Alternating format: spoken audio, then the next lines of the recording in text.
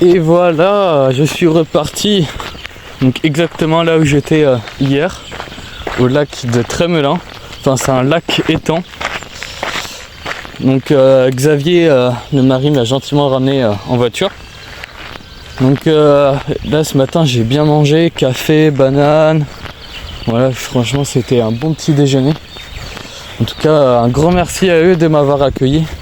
C'est fou cette hospitalité, cette gentillesse. Un grand merci à eux.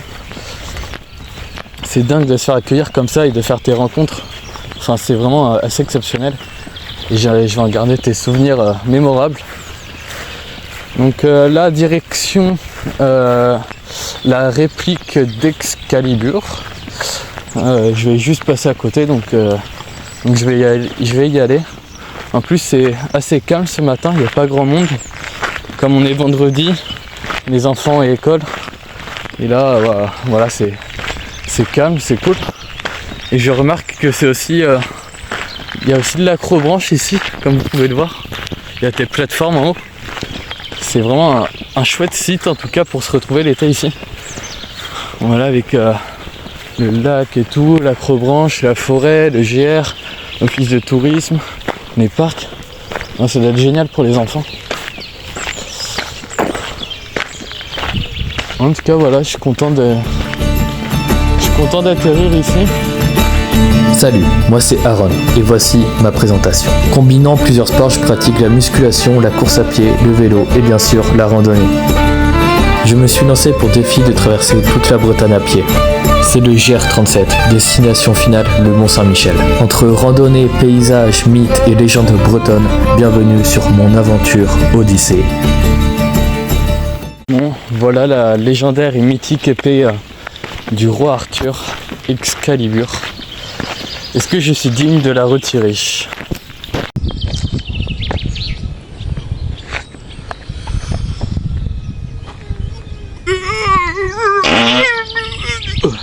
Non, je suis indigne de retirer l'épée. Non, je peux pas. Je ne suis pas musculator warrior pour retirer l'épée, malheureusement, du roi Arthur. Bon, malheureusement, je n'ai pas pu retirer l'épée. Je dois repartir de ce pas. Et c'est marrant comme de voir une épée comme ça dans la roche. La fameuse épée du roi Arthur. On ne sait pas si elle a réellement existé. Certainement pas, mais bon. C'est une légende. On y croit, on n'y croit pas. C'est selon la magie, enfin, peu importe.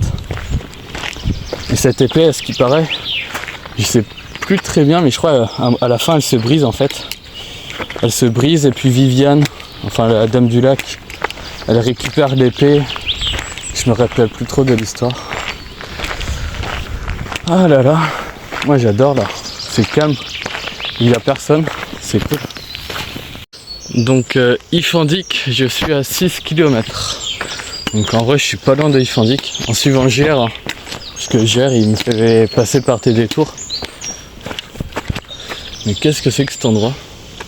On dirait une sorte une ouverture qui a été faite de l'étang, qui a été creusée pour faire une piscine. Ah non, baignade interdite. Bah franchement là je sais pas à quoi ça sert. Pourtant regardez, il y a tes filets. Moi je croyais que c'était pour faire comment on appelle ça? De jouer au ballon dans l'eau. À quoi ils servent les filets? Du coup le monsieur Xavier m'a expliqué que en fait en ce moment je suis en Ille-et-Vilaine, particulièrement ici je suis dans un endroit où on retrouve de la roche rose, presque pourpre. Ça s'appelle le schiste rouge, je crois il m'a dit le schiste pourpre. C'est une roche vraiment spéciale qui est rose pourpre. Et c'est parce qu'en fait, j'ai pas trop compris, mais c'est par rapport à la rivière, etc. Je saurais pas trop comment vous expliquer. C'est un scientifique, il est chimiste, et il est professeur, du coup lui il sait, il connaît. Mais en tout cas, ils étaient très intéressants. C'était assez cool d'être avec eux. et c'était propre, etc. Par contre j'ai eu chaud cette nuit. Oh là là, j'ai transpiré. J'ai pas arrêté de transpirer, le lit était mouillé. Là c'était vraiment horrible niveau chaleur. Mais là il prévoit moins aujourd'hui. J'ai cru voir qu'il prévoit 27 au max. Donc franchement c'est cool si ça dépasse pas les 30 d'ailleurs. 27 c'est vraiment supportable, c'est limite une température idéale pour randonner. En plus là avec un petit vent, je pars à la fraîche. Je pars assez tôt, hein. Je suis parti à 9h là. Pas 9h de la maison, 9h vraiment du Gers. Donc là, comment dire que j'ai un peu de l'avance. Il vaut mieux avoir de l'avance. Et donc là ce soir, je pense que j'arriverai à Montauban de Bretagne. C'est un petit village, une petite ville. On verra. Je crois qu'il y a 26 km, 25 pour aller de là jusque là-bas. Et après Montauban, enfin j'irai à direction l'est. Donc là je fais vraiment à droite quoi. Je tourne à droite. Donc là je couperai au-dessus de Rennes. Je m'enclencherai sur le GR39 pour couper la grande boucle qui va à Vitré et ensuite Fougères. Donc je prendrai le GR39, je le suivrai. Et ensuite je me réenclencherai sur le GR37 qui fait la petite boucle. De toute façon je vous montrerai tout ça juste avant que je le fasse, que je coupe. Et donc voilà, je suivrai un peu le GR39 pour devoir couper, puisque sinon ça me fait un trop gros tour. Ça fait vraiment un long détour et franchement j'ai pas envie de le faire. Donc voilà, je ferai comme ça. Et ensuite j'arriverai au Mont-Saint-Michel. Donc là il me reste vraiment pas grand chose pour arriver au Mont-Saint-Michel. J'ai fait au moins les 2 tiers. Il va me rester 7 jours de marche, à tout casser, une semaine quoi. Je dirais une semaine. Alors voilà cette fameuse pierre, le schiste rouge qu'on retrouve partout dans le sol. C'est pour ça que lorsque je marche, le sol est rose et rouge. En fait il a cette couleur là parce qu'en fait j'ai compris, ça contient beaucoup de fer en fait. C'est pour ça que la roche est comme ça. Et je vous avais pas parlé du coup du roi Arthur. Je vous avais parlé de Merlin l'Enchanteur, mais pas du roi Arthur. Du coup je pourrais peut-être vous parler de lui. Comme je viens de voir la réplique de Excalibur, une épée qui a peut-être existé. Donc Arthur était le roi de Camelot, il défendait Camelot. Il a été désigné l'élu et roi, puisque en fait il a retiré l'épée magique Excalibur de la roche. Donc c'est pour ça qu'il a été désigné comme l'élu. Il a été connu pour avoir créé la table ronde avec des chevaliers connus comme Gawain, Lancelot, Perceval, qui notamment étaient à la recherche du Saint Graal. Du coup le roi Arthur aurait potentiellement eu des enfants légitimes, tels que le plus connu Mordred. Mordred qui a fini par trahir son père, le roi Arthur, en le tuant. Et juste avant sa mort, le roi Arthur aurait dit de mettre son épée Excalibur dans un lac avant d'être emmené sur l'île mystérieuse Avalon. Et certaines légendes disent que le roi Arthur ne serait pas mort et qu'il reviendrait. Donc voilà la petite histoire, le court résumé du roi Arthur. En tout cas un personnage mythique de la légende arthurienne. Un personnage qui, on ne sait pas s'il a vraiment existé. Ça dépend selon les légendes, comment c'est raconté. Et en tout cas ça a créé beaucoup. Il y a eu beaucoup d'imagination autour de ça. Il y a eu plusieurs livres, plusieurs spectacles, comme au Puy du Fou, la table ronde, etc. Donc ça, il y a eu des films aussi sur ça. Enfin bref, beaucoup de légendes autour du roi Arthur. Et l'éthique, ça recommence. Là j'en avais une ici là, au niveau du tibia. Mais je voulais pas filmer, je l'ai retiré tout de suite en fait. Vous savez pourquoi? Puisque j'avais l'impression que là elle allait mettre sa tête. Elle allait enfoncer sa tête. Et là c'était pas une petite tique. J'ai l'impression qu'elle était déjà un peu grosse. Donc voilà, là j'allais pas Là j'ai fait une pitchinette. Serré à gauche. Je l'ai éjecté quoi. Là j'allais pas filmer puisque c'est bon quoi. Si elle fourre sa tête le temps que je filme, c'est un peu dommage. C'est un peu con alors que je peux la retirer. Non, là j'ai préféré la retirer et pas filmer, mais en tout cas ouais, j'avais une tique ici. Voilà, ça commence. Alors que j'ai mis du produit ce matin. J'en ai appliqué un peu partout, notamment là derrière la cuisse où j'en avais eu 2 hier. Mais c'est impressionnant. Là je traverse vraiment tes chemins où il y a beaucoup de tiques. Franchement là c'est étonnant hein, qu'il y ait autant de tiques ici. Et c'est aussi parce que depuis je me mets que en short. Au début de mon aventure j'étais un peu en pantalon. Il y avait aussi de la pluie. Je sais pas si le temps veut dire quelque chose. Peut-être qu'avec la pluie il y a moins de tiques. Je sais pas. Non, il y a des moustiques aussi. Là je viens de voir un moustique tigre. Je l'ai tué. Oui les moustiques. Et là regardez encore un chemin. Là c'est sûr c'est un chemin à tiques. Et qu'est-ce que ça veut dire après avoir fait un chemin comme ça? Vérification. Et qu'est-ce que ça veut dire? Même après vérification, il peut quand même y en avoir. Et ouais, j'ai l'impression que là, je vais m'amuser à devoir utiliser mon tire-tique tout le temps. C'est sûr en fait. Et je vais battre mon record de tic. Hein.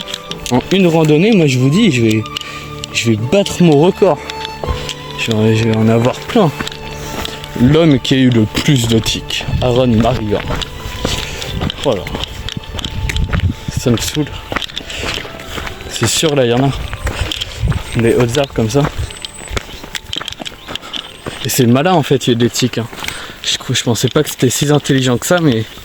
Ah si, ça attend en haut des fougères. Et elles savent qu'en attendant en haut, en fait, voilà, elles pourront accéder facilement aux jambes. Et elles pourront grimper. Ils attendent qu'un animal passe, ou un humain. C'est très intelligent, hein. Faut s'en méfier de ça. Les insectes, je sais pas si elles ont un cerveau ou un truc pour réfléchir, mais c'est vraiment pas bête. Oh là là. Bah, c'est déjà se dire que ce truc existe depuis 400 millions d'années. Donc elles ont su s'adapter et évoluer et devenir aujourd'hui des prédateurs. C'est presque tes prédateurs, hein, puisque ça peut rendre handicapé un cheval. Oh là là là. En fait, le problème c'est que elles peuvent aussi aller sur les vêtements, sauf que les vêtements ne sont pas aspergés. Les vêtements, il n'y a pas de produit. Donc elles vont sur les vêtements et ensuite sur la peau.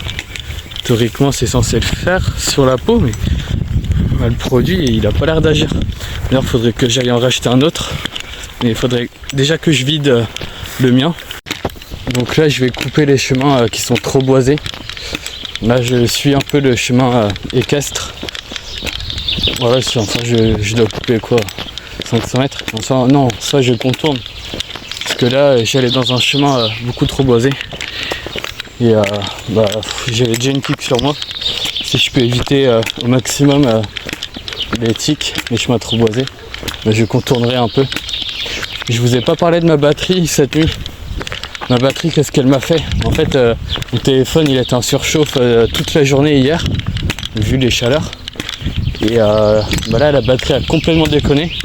En gros, quand j'ai rechargé sur la charge rapide, il restait bloqué à 24%. Il voulait pas descendre, il voulait pas monter. Du coup, ça m'inquiétait. Et à 5h du matin, du coup, je l'avais éteint. Enfin voilà. Je me suis réveillé à 5h, je l'ai rebranché, j'ai attendu le réveil à 7h, et là il était à 100%, j'ai eu peur, heureusement. Donc là je l'ai mis en économiseur de batterie, et là maintenant ce qui m'inquiète c'est que la batterie elle descend très vite. Je suis déjà à 83 alors que ça fait quoi, 1 heure que je marche, j'ai presque pas filmé, et normalement la batterie elle tient très bien. Normalement ça descend pas aussi vite. Donc je pense que la batterie a dû être usée.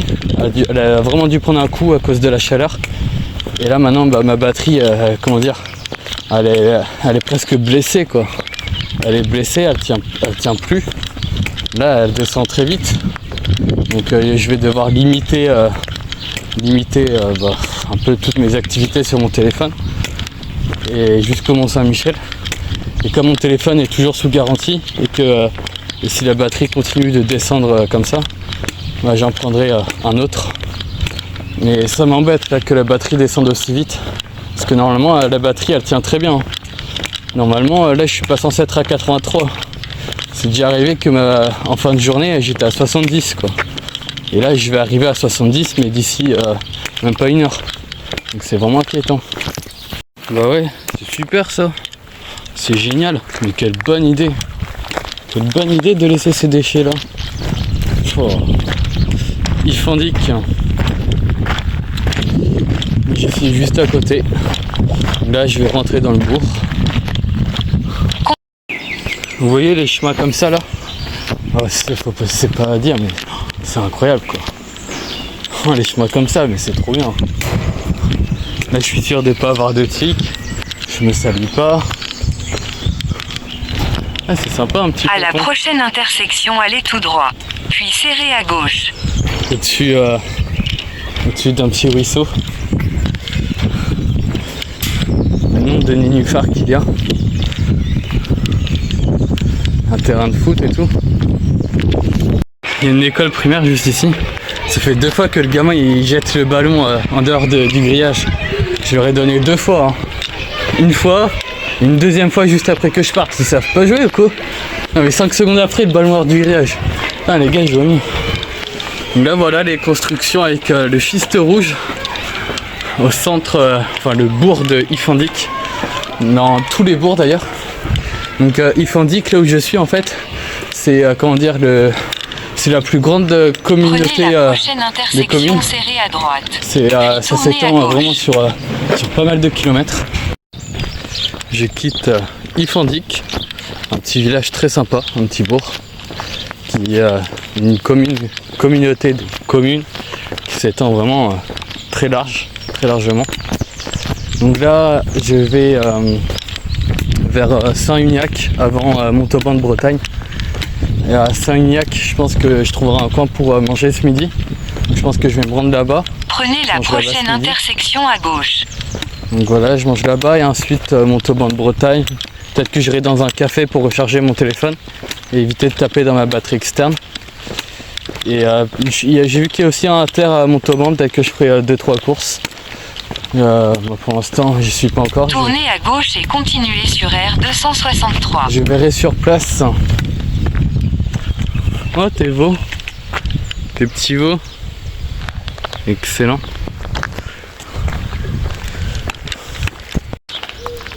Je suis arrivé à Saint-Uniac. Et là, il n'y a rien. C'est juste un tout petit bourg, il y a juste des maisons et c'est tout, il n'y a rien. Il n'y a rien, je trouve pas de banc. Ah si, là il y a un petit banc. Un petit banc et une poubelle. Bon, ça suffira. Du coup voilà, je suis allé à la maison juste là pour avoir de l'eau puisqu'il m'en restait pas beaucoup. Donc ce midi c'est riz cantonais, riz long, poulet, coriandre. Ça va être plutôt sympa. Donc là j'ai juste mis très peu d'eau. Normalement faut faire cuire et avec 2 cuillères à soupe d'eau. Moi je mets là-dedans, ensuite je mets là-dedans pour éviter de salir mon poêle puisque vas-y c'est bon. Donc voilà, et là ça bout déjà. Je repars du petit banc, direction Montauban de Bretagne. Donc là je suis vraiment à côté. En fin de compte Saint-Uniac c'est juste un petit village quoi, à côté de Montauban. Qui est mais vraiment juste des maisons, hein, ça. C'est un petit patelin. Là je dois avoir quoi, 3 km à tout casser. Donc je m'arrêterai au Intermarché et en même temps je rechargerai mon téléphone. Parce que là la batterie c'est pas possible que ça descend trop vite. Ça me fait flipper en vrai. Voici une petite carte de la forêt de Brocéliande, une version un peu dessin. Donc Trévorantoc c'est là où j'étais passé. Avec la forêt de Pimpon au milieu, avec des petits étangs. Ensuite je suis descendu à Baignon. Je suis remonté à Plélan-le-Grand. Ensuite j'ai fait la Chambre au Loup hier. Je suis remonté. Là j'ai fait Ifandic ce matin. Ensuite Saint-Uniac. Là Montauban. Et ensuite je remonte à Becherel. Je me rends compte que j'ai jamais été aussi proche de Rennes à pied. En fait là en voiture je serai à 20 minutes de Rennes. À peine une demi-heure quoi. pour vraiment rentrer dans la ville, il faudrait une demi-heure. Et je suis juste à côté. Et encore, si je suis pas au point le plus proche de Rennes, ce sera vers côté nord où je serai le plus proche. Là vraiment, je serai à peine à 10 minutes. Alors, en voiture quoi. À pied c'est plus long. Mais du coup ouais, c'est vraiment pour dire que le GR il passe vraiment tout au-dessus de Rennes. Vraiment au-dessus quoi. Il frôle Rennes. Mais il rentre pas dedans. C'est le GR 39 qui fait passer dans Rennes. Et moi je suivrai un petit bout du GR 39 pour couper la petite boucle qui va à Vitré et ensuite Fougères. Excellent, le train il vient juste de passer, le TGV, il traverse là, je savais pas. Oui, c'est le train qui va à Rennes je crois. Il s'arrête à Montauban de Bretagne. Maintenant tournez à droite, puis tournez à gauche. Il s'arrête à Montauban puis ensuite il va à Rennes. Excellent, je longe la voie ferrée. Je crois même que je vais la traverser. Du coup je traverse pas, je fais simplement contourner. Et là regardez le chemin comme il est bien dégueulasse.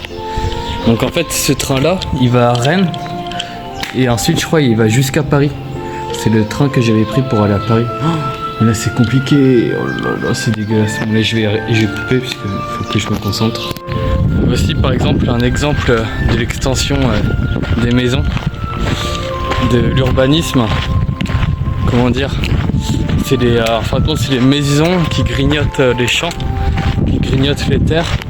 Au fur et à mesure on devient plus nombreux, du coup il y a plus de construction. Donc voilà, les maisons s'étalent au fur et à mesure. Et d'ici pas longtemps, les maisons ici, il y en aura jusque là-bas au niveau des arbres.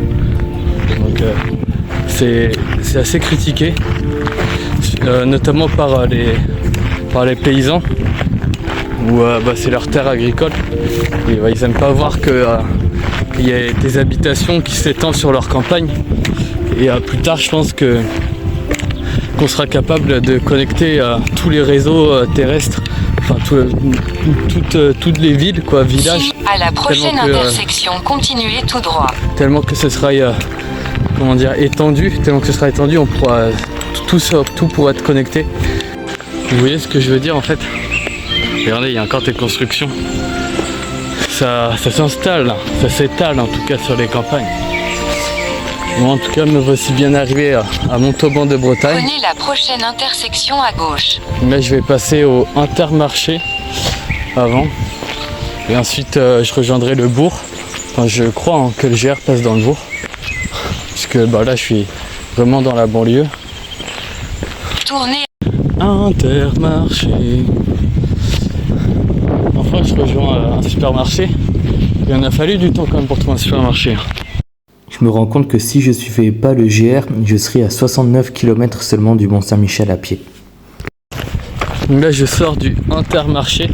Je suis resté un peu pour faire les courses et recharger mon téléphone. Sauf que ça s'est pas très bien passé comme prévu. Parce que je suis tombé sur la confiance de base, Karine, 55 ans, à l'accueil. J'ai demandé à pouvoir laisser mon sac, elle m'a dit ah bon, ça rentre pas dans les casiers. Ah bah non, mon sac de 20 kg ne rentre pas dans les mini casiers, ou même un sac à main a du mal à passer. Oh, c'est bizarre. Du coup elle a accepté que je laisse mon sac dans l'accueil. Et par contre elle m'a dit oui c'est pas vous pouvez partir parce que ici c'est mon territoire. Ah d'accord. Ah carrément c'est votre territoire l'accueil. Ok. Hop, je laisse les bâtons. Non, gardez les bâtons avec vous. Vas-y mais qu'est-ce que je t'ai fait? Putain c'est ma gueule qui lui revient pas ou quoi? Non mais franchement j'ai dû faire mes courses avec mes bâtons de marche. Forcément c'est pas pratique, du coup j'étais avec tous mes articles dans les mains là. J'ai galéré comme un pauvre con. Et j'ai demandé à pouvoir recharger mon téléphone puisque j'avais appelé le Intermarché pour pouvoir recharger mon téléphone à l'accueil. Et on m'avait dit que je pouvais le faire en attendant que je fasse mes courses. Elle m'a dit ah bah non, vous allez faire comme tout le monde, vous allez recharger le téléphone à l'espace public là-bas. Mais elle est débile ou quoi? Je vais pas laisser mon téléphone sans surveillance dans l'espace public. Et je voulais laisser à l'accueil moi, le temps que je fasse mes courses et tout. Parce que ma batterie elle s'est vidée à cause des chaleurs et tout. Enfin bref, elle m'a vraiment énervé. Et je suis resté calme et très respectueux vers elle. Tout le temps. Même si quelqu'un m'énerve, je garde mon calme. Jamais je m'emballe. Il y en a qui n'arrivent pas à garder leur calme et moi j'y arrive. Et franchement là j'avais vraiment envie de la faire chier, de laisser mes bâtons à l'accueil, de quand même recharger. Maintenant j'ai respecté, j'ai pris mes bâtons avec moi parce qu'elle m'avait dit de le faire. Et franchement c'est ridicule, mes bâtons gênaient aucune personne puisqu'il n'y avait personne à l'accueil à part elle qui allait de temps en temps. Ah, elle m'a énervé, c'est la première fois qu'une salariée là me fait chier. Tout le temps on m'a laissé tranquille dans les magasins. Je pouvais très bien aller à l'accueil et tout, laisser mon sac sans souci. Les gens s'en foutaient. À part elle, Karine, 55 ans, bien aigrie de la vie, hein, qui veut faire chier tout le monde. C'est vraiment... elle a le rôle d'une petite chef quoi. En fait elle est rien du tout. C'est juste une salariée comme tout le monde. Mais voilà, elle a un petit pouvoir sur le client. Et bah rien que ce petit pouvoir, elle en profite.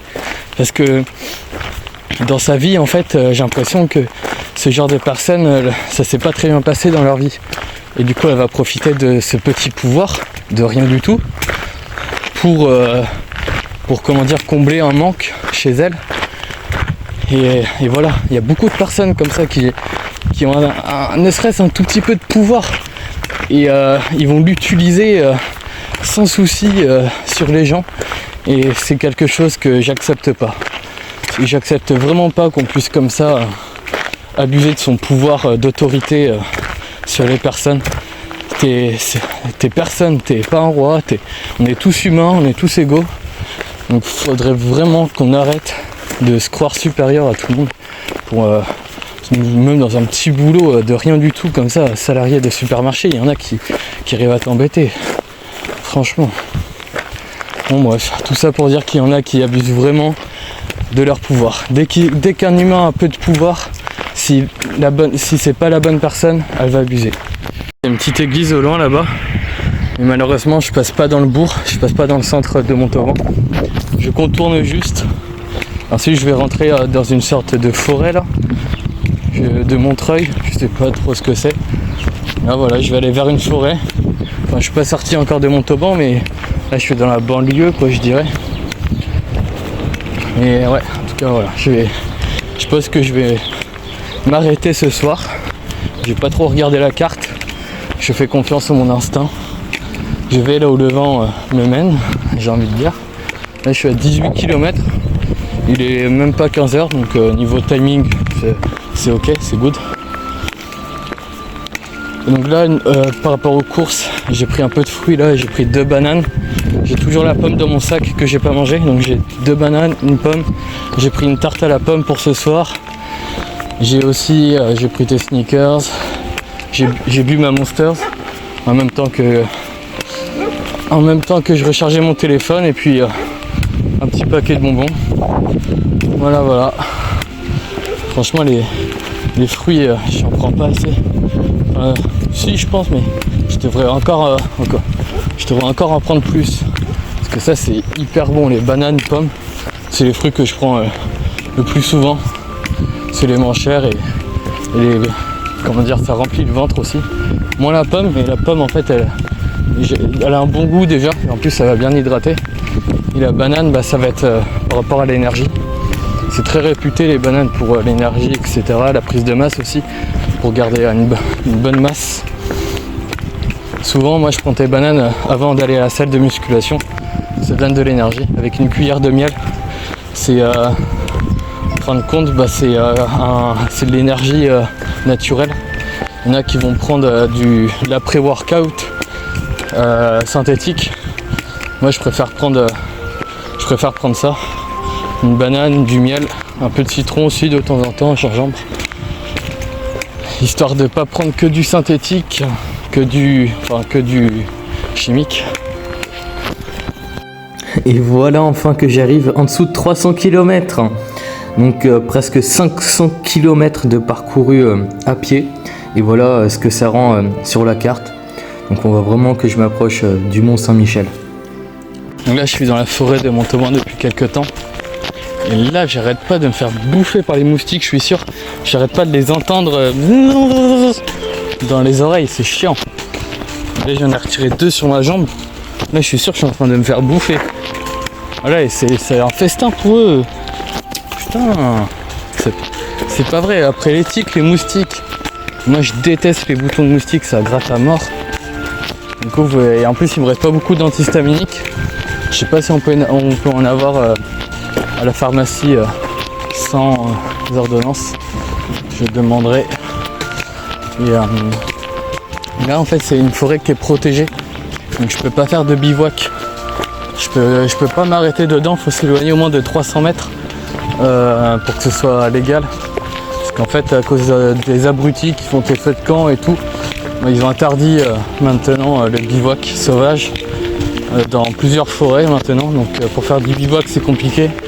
C'est pour ça que des fois je suis obligé de demander à tes maisons d'accepter de planter ma tente dans leur jardin, puisque j'ai pas le droit de faire dans la forêt. En plus c'est mieux, comme ça généralement j'ai droit à une petite douche en plus, il y a de l'eau. Donc voilà, c'est petits bonus. Même un petit café le matin des fois. Donc voilà, là je peux pas faire des bivouacs sauvages. J'aimerais vraiment en faire un jour, mais vraiment genre très... Vraiment au cœur de la forêt enfin au cœur de la forêt quoi. Puisque pour l'instant je fais du bivouac sauvage, enfin du bivouac normal quoi. Pas du vrai bivouac tout seul vraiment dans la forêt. J'ai toujours fait du bivouac assez tranquillou. Et bon, ça reste du bivouac quand même ce que j'ai fait, mais j'ai jamais fait de vrai bivouac vraiment comme ça au cœur de la forêt ou dans un champ perdu ou à la montagne. Je pense que ça peut vraiment être bien. En plus j'ai pris tes lingettes pour bébé, à part si je les ai pas oubliées au inter, que je suis passé aux toilettes et tout, j'ai rangé mon sac. Et là je suis en train de me rendre compte que j'ai peut-être laissé les lingettes posées ça se trouve je les ai oubliées. Ah, ce serait dommage que j'ai payé les lingettes pour rien, que je les ai oubliées. Ça me ferait chier. Parce que j'ai pris tes lingettes pour le corps. Si jamais en fait je trouve pas de point d'eau pour me laver, au moins que je puisse faire une petite toilette. Là je sais pas trop ce que je vais m'arrêter, je continue un peu. Et je me débrouillerai. Je me débrouille toujours. Je suis dégoûté. À ce qui paraît, il y a un super château là-bas. Le château de Montauban de Bretagne. J'ai regardé sur ma carte. Mais je passe absolument pas à côté. Alors qu'il est juste près. Enfin, il est tout près quoi. C'est dommage. Je pourrais pas le voir. Le château de Montauban de Bretagne. Ouais, sur les photos, il a l'air beau. C'est un grand château. Continuez sur 400 mètres. Je me tape tous les moustiques en ce moment dans cette forêt. Ah, tu m'étonnes. C'est leur logement ici. Et c'est aussi leur salle d'accouchement. Hein. Oh bah ouais, c'est un nid à moustiques là. Je vous jure, c'est chiant les moustiques là. Depuis la forêt là, c'est chiant. J'arrête pas d'entendre de partout, ça me pique partout. Je suis sûr là demain je vais me retrouver avec plein de boutons. Je vais ressembler à Docteur Maboul. N'importe quoi. Bon, j'arrive bientôt au point. Prenez la prochaine intersection légèrement à gauche. Je me retrouve bientôt au point où je vais atterrir pour cette nuit. Enfin atterrir. Je sais pas trop comment je vais me débrouiller, mais Serrez légèrement à gauche. je vais me débrouiller. Je vais trouver une maison ou soit je monte vers un petit hameau vers le haut, un petit bourg pour trouver un endroit où installer ma tente. Excellent, regardez ce que je viens de trouver. C'est un vrai terrier.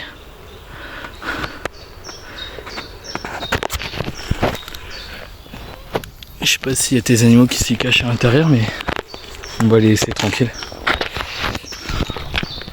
Et là aussi il y a un trou. Là. Donc ça doit se rejoindre.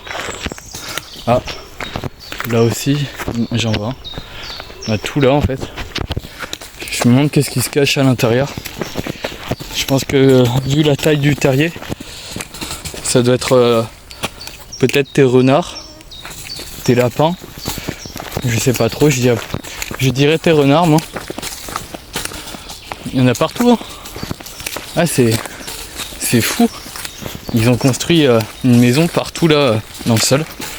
Vous voyez, ils ont raison hein. Que je subis hein. Là je viens de l'écraser. J'arrête pas de les écraser, ils sont partout. Oh là là, saleté de moustique, j'ai aucun repos là. Bon voilà, je m'éloigne légèrement du GR pour faire le petit patelin ici. Pour essayer de trouver un endroit. Et si ici c'est pas possible, j'irai à Saint-Mervon là-bas. Enfin là, il est un peu plus de 17h, ce serait bien si je trouve un endroit pour dormir quand même.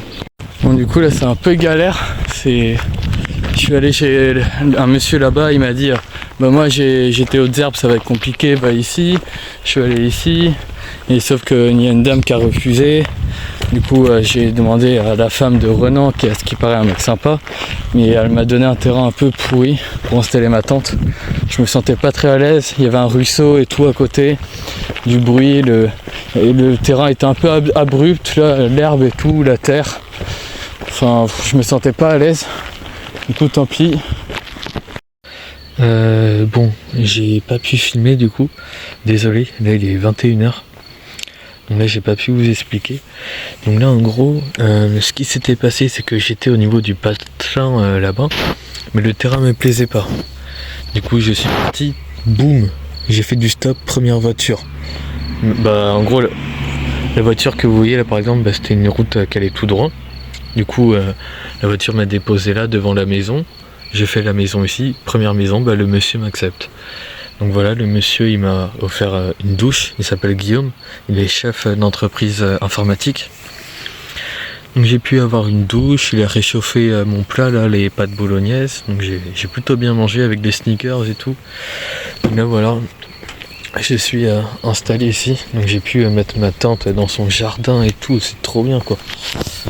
C'est juste trop bien. Voilà. Seul bémol c'est que j'ai l'impression que mon matelas il se dégonfle toujours un peu. Moi cette fois je sais pas quand je me suis pas fait avoir, j'ai fermé pour éviter que les insectes rentrent. En plus j'ai vu qu'il y avait des tiques ici. Et ouais, il y a des saletés de tiques. Oh là là, c'est chiant ça, c'est vraiment horrible. Et soit c'est moi qui les ai ramenés, ou ça c'est lui qui a des tiques ici. Et ça m'étonnerait pas qu'il en ait en vrai. Voilà. Alors là j'ai mis du produit anti-tique dans ma main. Comment elle réagit? Et là c'est une deuxième, hein. J'ai tué celle de avant. Là c'est une deuxième. Et elle a l'air de le prendre mal là, le produit anti-tique, de plein fouet. Dans ma main. Ah bah là, elle bouge plus.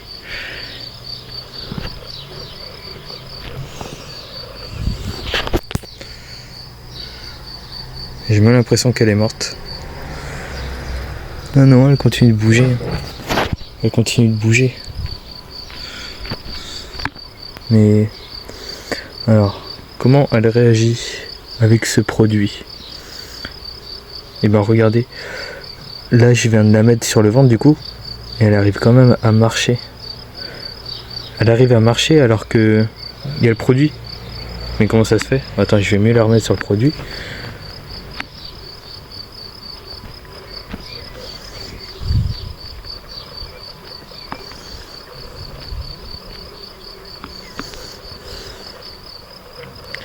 Ouais, ça n'a pas l'air d'agir.